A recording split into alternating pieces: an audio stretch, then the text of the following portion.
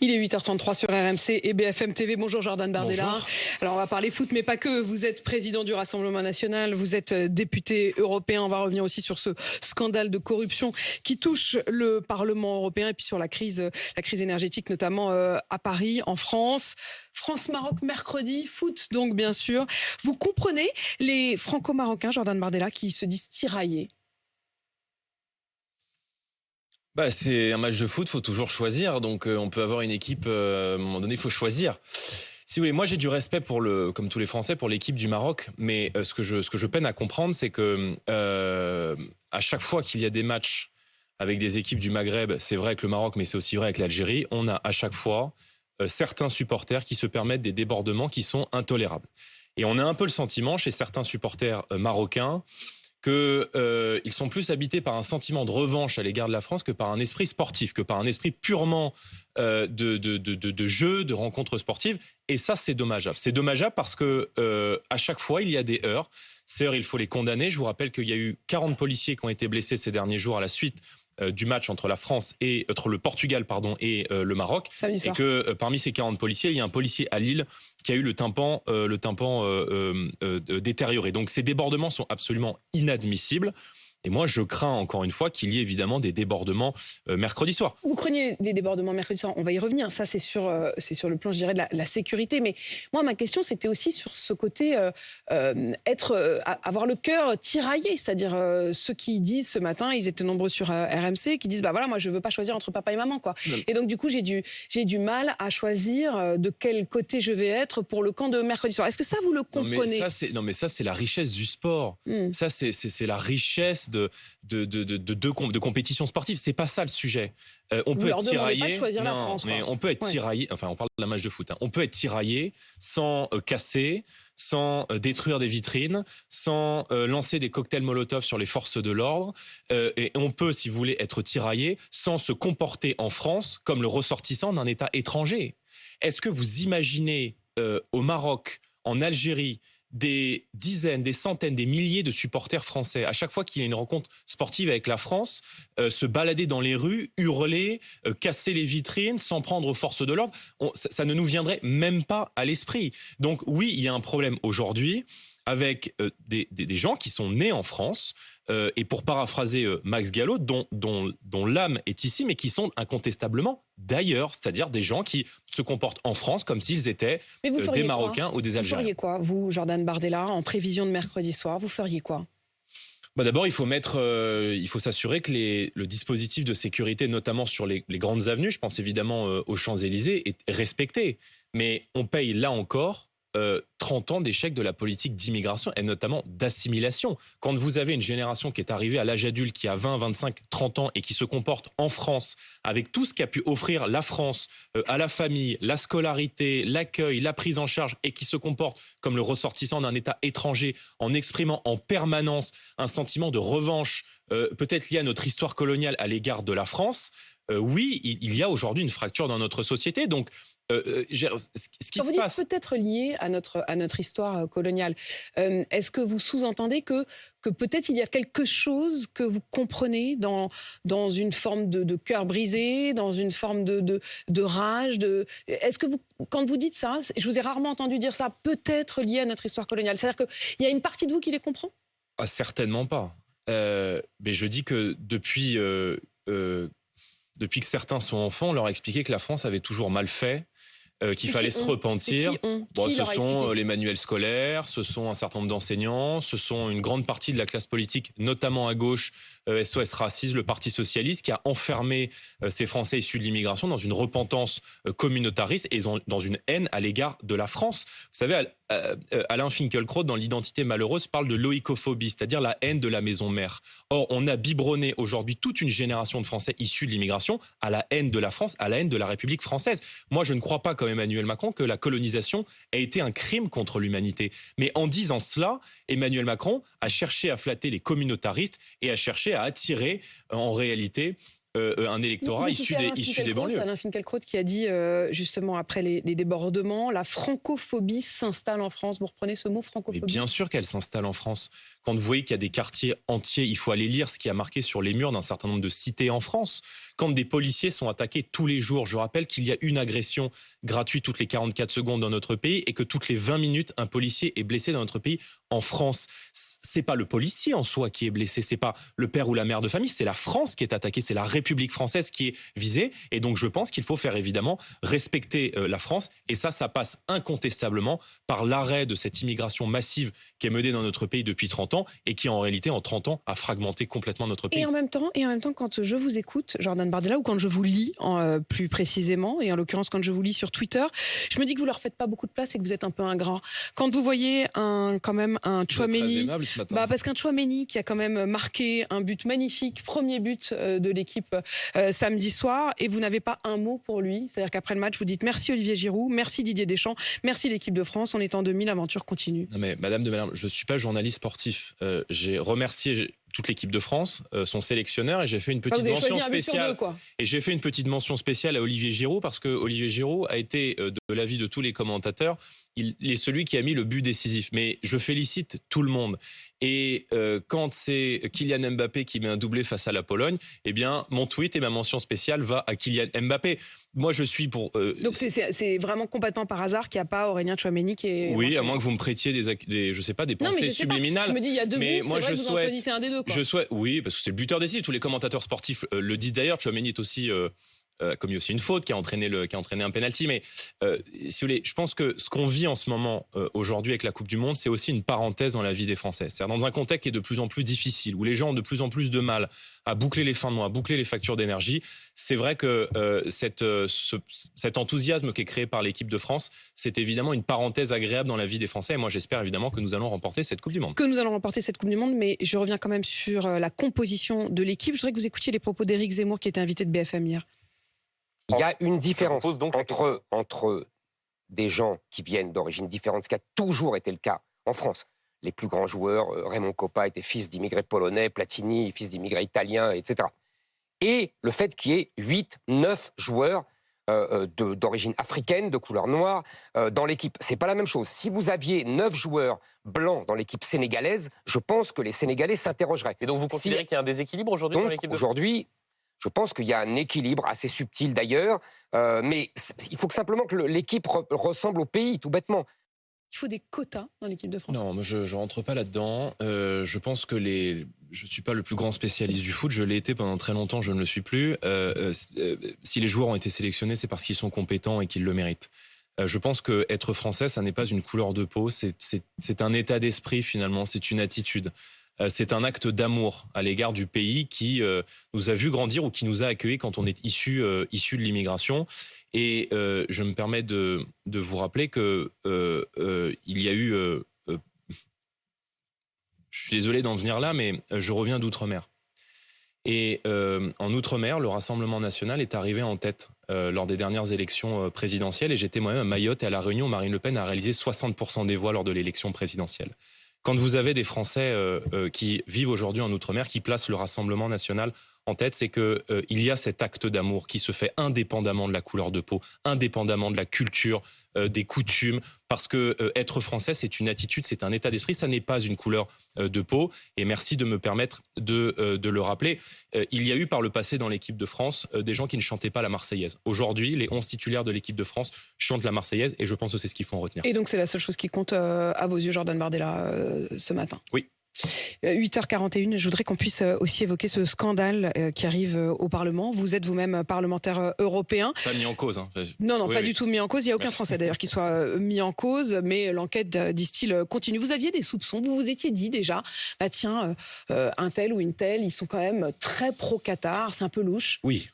Enfin, il y a des votes du groupe socialiste au Parlement européen qui sont extrêmement étranges. Quand le groupe socialiste, qui est quand même historiquement le camp de la défense des travailleurs, je dis historiquement parce qu'aujourd'hui c'est plus totalement vrai, qui prend position en expliquant que le Qatar est le chef de file de la défense des droits des travailleurs dans le monde, alors même qu'il y aurait, d'après vos confrères, 6500 ouvriers qui sont morts sur les chantiers de la Coupe du Monde parce que là-bas, les travailleurs sont traités comme des esclaves, oui, ça pose question. En vérité, l'Union européenne, depuis maintenant plusieurs années, s'érige en modèle de vertu et donne des leçons de morale et des leçons de droits de l'homme à la terre entière. On s'aperçoit aujourd'hui qu'elle est présumée corrompue jusqu'à son plus haut niveau. C'est pas la première fois d'ailleurs, et pour moi, ces révélations ne sont pas très étonnantes, qu'on voit le Qatar mettre en place une stratégie d'influence, voire de corruption à l'égard de la classe politique française ou européenne. Je rappelle que notamment M. Malbruno, qui est journaliste, avait publié un livre qui a publié plusieurs enquêtes sur Très chers émirs et Qatar Papers, dans lequel il pointe les liens de corruption entre cet État, qui est une dictature islamiste, et un certain nombre de responsables politiques. Et je rappelle quand même que là, la vice-présidente du Parlement européen est derrière les barreaux au moment où on se parle. Elle a été prise en flagrant délit, 600 000 euros en liquide. Encore une fois, est-ce que c'est des choses... Vous n'avez jamais été approché, vous ? Non. Non, ils n'ont jamais tenté et aucun que vous ne connaissiez n'a été approché. Non, pas du tout. Non. Non, pas du tout. À aucun moment. Pas du tout. Est-ce qu'il faut se méfier désormais du Qatar davantage encore qu'on ne le fait? C'est-à-dire que quand on regarde en France tous les intérêts du Qatar, ce qu'ils ont acheté... On aurait bien tort d'attendre 2022 pour se méfier du Qatar. Le Qatar est un État qui, encore une fois, d'après les révélations qui ont été faites par vos confrères et notamment par le Wall Street Journal, finance le terrorisme et a financé notamment en Syrie les milices Al-Nosra, qui étaient des milices islamistes, fondamentalistes, qui manifestaient une proximité avec l'État islamique. Le Qatar qui a financé ces 10 dernières années 25 millions d'euros en France, sur le territoire français, de mosquées radicales, d'associations communautaristes, d'écoles coraniques, et qui a abrité un certain nombre de dirigeants des Frères musulmans qui, je vous le rappelle, est une organisation considérée comme terroriste dans un certain nombre de pays arabes, et notamment aux Émirats arabes unis. Donc il y a évidemment une duplicité à l'égard du Qatar depuis 10 ans dans la classe politique française, et dès 2012, Marine Le Pen avait l'occasion de dénoncer ces liens entre un État qui est un État islamiste sur lequel on a fermé les yeux pour la Coupe du Monde. Moi, j'entends aujourd'hui, si vous voulez, tout le monde sur les plateaux se plaindre que là-bas, on ne peut pas porter le brassard LGBT, que les joueurs de l'équipe de France ne puissent pas avoir de mots pour les minorités opprimées, etc., etc. Qui a choisi d'organiser la Coupe du Monde au Qatar? Ça n'est pas nous. Donc, la ministre des Sports, elle a porté un pull, alors qui est un pull très à la mode, qu'on voit beaucoup, mais qui est ce pull qu'elle a mis du coup spécialement pour ce match, avec les manches aux couleurs de l'arc-en-ciel. Oui. Est-ce que vous y avez vu un signe? Est-ce que oui, vous ça va, c'est pas Jean Moulin non plus. Mais Mais vous auriez été au Qatar, vous iriez là, vous avez Emmanuel Macron qui va y aller mercredi. Moi, à titre personnel, je n'y serais pas allé. Vous n'auriez pas été. Vous pensez que c'est une faute qu'Emmanuel Macron s'y rende mercredi? Non, écoutez, il est président de la République française. L'équipe de France va probablement, je l'espère, se qualifier pour la finale de la Coupe du Monde. Mais à titre personnel, je n'y serais pas allé parce que moi, j'ai un problème moral avec le Qatar. Vous voyez, et j'ai pas l'indignation à géométrie variable. Parce qu'on passe notre temps à faire des leçons extrêmement dures à l'égard d'États autoritaires comme la Russie. Et c'est ce que fait le Parlement européen à longueur de journée. Mais déroule son tapis rouge. Vous ne reprochez pas au président de la République de s'y rendre, mais si Marine Le Pen était présidente, elle n'y aurait pas été? Moi, je n'y serais pas allé. Je ne suis pas président de la République, mais je n'y serais pas allé. Voilà. Après que le président de la République française se déplace au Qatar pour soutenir l'équipe de France de football, à ce moment-là, ça le regarde et c'est de sa responsabilité. Mais je ne pense pas qu'il faille lui en faire le reproche. Mais je dis juste une chose, c'est qu'on ferme les yeux depuis maintenant des années sur le soft power et la culture de corruption qu'a mise en place le Qatar dans un certain nombre de pays, alors même que cet État finance les adversaires de la France, c'est-à-dire le fondamentalisme islamiste. Vous demandez la démission de la vice-présidente du Parlement européen? Bon, c'est la moindre des choses, et je crois savoir d'ailleurs que la présidente du Parlement européen, Madame Metsola, lui a retiré l'intégralité de ses fonctions. Un homme de 88 ans, Jean, est décédé dans la nuit de vendredi à samedi après avoir été retrouvé très grièvement blessé lundi dans la cave de sa résidence. Il a été retrouvé par sa femme. L'un de ses voisins a avoué l'avoir tabassé et donc il en est mort. Ses deux frères ont donc été interpellés, dont l'un des deux a été mis en examen. Vous dites souvent que vous sauriez faire régner l'ordre. Est-ce que vous auriez pu faire en sorte que cet acte n'existe pas? Qu'est-ce qui aurait changé? Est-ce que cette sauvagerie quasi humaine, ordinaire, des sauvageries abominables mais qui existent, est-ce qu'avec vous, ce genre de choses disparaîtrait? Bon, d'abord, je vous mentirais si je vous dirais qu'avec le Rassemblement national, il y aurait zéro agression dans les rues. En revanche, je peux vous assurer qu'avec le Rassemblement national, tout serait fait pour que la récidive, la tentation de la récidive soit dissuadée par la justice française. Il y a une agression gratuite toutes les 44 secondes dans notre pays. Et ces faits, comme a pu le subir Jean, ne sont pas des faits isolés, ce ne sont pas des faits divers, ce sont des faits de société et même des faits de civilisation, parce qu'une grande partie de cette violence est importée sur notre sol. La quasi-totalité de cette délinquance de rue, de ces faits de délinquance et de criminalité est liée directement à notre politique d'immigration. Je veux bien qu'on tourne autour du pot pendant des mois et des années et des années. Oui, ils sont. Oui. Ils vivaient avec leur mère. D'accord. Issus aussi de l'immigration. On peut refaire le film des années et des années. Mais il y a un lien aujourd'hui entre cette politique d'immigration complètement anarchique qui est menée sur notre sol, l'acquisition aussi automatique de la nationalité, et notamment le droit du sol. Je reviens d'un territoire à Mayotte, qui est, pardon d'y revenir, un territoire français, qui a choisi par 4 reprises d'appartenir à la République française. Là-bas, vous avez 50% de la population qui est clandestine. Ce sont des Comoriens. Et on voit tous les jours des gangs se balader avec des machettes, agresser les Français dans les rues, couper les mains des enfants dans les bus scolaires sans que personne ne s'en indigne. Mais je vois pas le rapport entre ce qui s'est passé dans la cave de Bezons et ce qui se passe à Mayotte. Et parce que c'était exactement la même violence qui s'exprime. C'est exactement la même impunité de la justice qui s'exprime. Nous défendons un tour de vis en matière pénale. D'abord, est violent. Je pense qu'une grande partie, je ne dis pas que tous les clandestins sont étrangers, mais je dis que la carte de l'immigration est exactement la carte de l'insécurité et de la violence dans notre pays. Tout le monde le dit. On est à Paris aujourd'hui, 75, France, hein. Oui, dont un est récidiviste, connu des services de police. Donc si c'est pas l'immigration, c'est la justice qui est défaillante. Donc il faut un tour de vis en matière pénale. Il faut supprimer les remises automatiques de peine. Il faut rétablir des peines planchées. Il faut créer de nouvelles places de prison. Ça n'a pas été fait. Il faut expulser les délinquants et criminels étrangers. On paye aujourd'hui, la suppression de la double peine par Nicolas Sarkozy qui nous empêche d'expulser les délinquants et criminels étrangers. La France accepte ce qu'aucun autre pays du monde accepterait. Le ministre de l'Intérieur souhaite rétablir la double peine. Oui, très bien. Non mais très bien. Mais je veux dire, le ministre de l'Intérieur, lequel ? Parce que lequel ça veut dire que le lundi, il nous explique qu'il n'y a pas de lien entre l'immigration et l'insécurité. Le mardi, il est dans un commissariat à Marseille en nous expliquant que la moitié des interpellés sont issus de l'immigration. Et le mercredi, devant une commission d'enquête parlementaire au Sénat, il y a un Gérald Darmanin qui est opportuniste et qui probablement voit la prochaine élection présidentielle arriver et se dit que c'est peut-être son tour.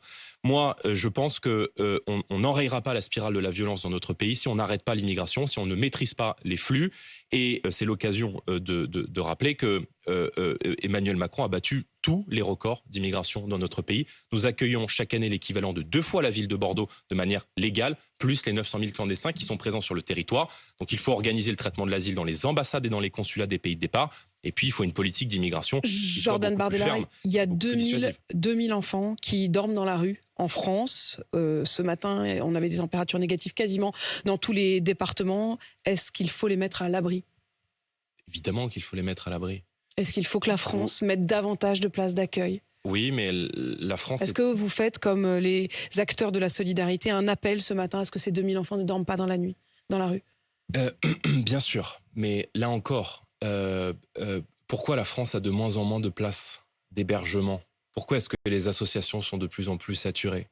Parce que la France accueille toute la misère du monde et que la solidarité qui est déployée pour aider des gens qui viennent en France, c'est la solidarité qui ne vient pas et qui ne revient pas à nos compatriotes français. Vous vous rappelez qu'en 2017, Emmanuel Macron avait fait une promesse, c'était qu'un an après, plus aucun Français, plus aucun SDF ne dorme dans les rues. Moi, je me rappelle d'un rapport de la Cour des comptes qui était sorti en 2015 et qui indiquait que l'accueil de migrants et de Syriens, notamment à l'époque, se faisait dans les structures d'accueil de la République française au détriment des Français. On sent que vous êtes revenu à vos fondamentaux. Là encore. Tout est lié à l'immigration. Excusez-moi, mais quand il y a un Français sur 3 qui n'arrive plus à se soigner parce que le reste à charge est devenu trop important, et que de l'autre, on offre toute la palette de soins gratuite à des gens qui viennent dans notre pays et qui sont présents de manière clandestine, oui, les Français se disent que ça pose un problème de justice, et ils aimeraient aussi pouvoir bénéficier de cette solidarité. Encore une fois, je dis ça parce que je reviens de Mayotte, et que là-bas, la solution est la submersion migratoire